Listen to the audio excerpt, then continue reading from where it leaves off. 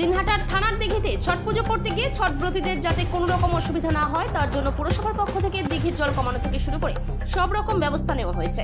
দমকল দিয়ে দিঘির জল কমানো হয়। বৃহস্পতিবার দিনহাটা থানার দিঘিতে দমকল বিভাগের পক্ষ থেকে কর্মীরা দিঘির জল অনেকটাই কমানোর ব্যবস্থা করে। উপস্থিত ছিলেন দিনহাটা পুরসভার ভাইস চেয়ারম্যান সাবির সাহা চৌধুরী। পুরসভার তরফ থেকে জানানো হয়েছে ছটব্রতীরা যাতে সঠিকভাবে তারা তাদের ব্রত পালন করতে পারেন তার জন্য এখানে পরিকাঠামো তৈরি করে দেওয়া হয়েছে। চারদিকে ঘাট বানানোর পাশাপাশি আলোর ব্যবস্থা করা হচ্ছে।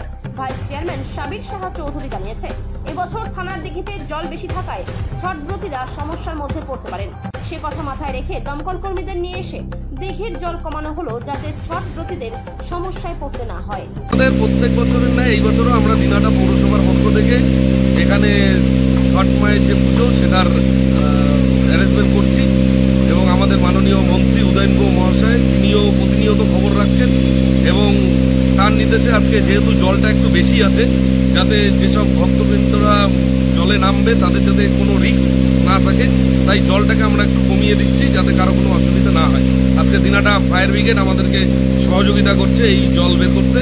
আমরা দিনহাটা ফায়ার ব্রিগেডকেও ধন্যবাদ জানাই এবং আমাদের প্রশাসনের পক্ষ থেকে ওই দুদিনের জন্য আমাদের এখানে স্পিড বোট থাকবে, সিভিল ডিফেন্সের দিকে সেখানে ডুবুরি থাকবে যাতে কোনো রকম কোনো সিকিউরিটির কোনো অসুবিধা না হয় সেই ব্যবস্থা আমরা করছি এবং আমাদের মানে সর্বতভাবে এটা যাতে প্ল্যাঙ্কিংটাও যাতে ঠিকঠাক আছে কিনা সমস্ত কিছু সেটার জন্য আমরা ইঞ্জিনিয়ার দিয়ে সেটাকে সার্টিফিকেটও করে নেওয়া হচ্ছে যাতে মানে সব কিছু ঠিকঠাক থাকে।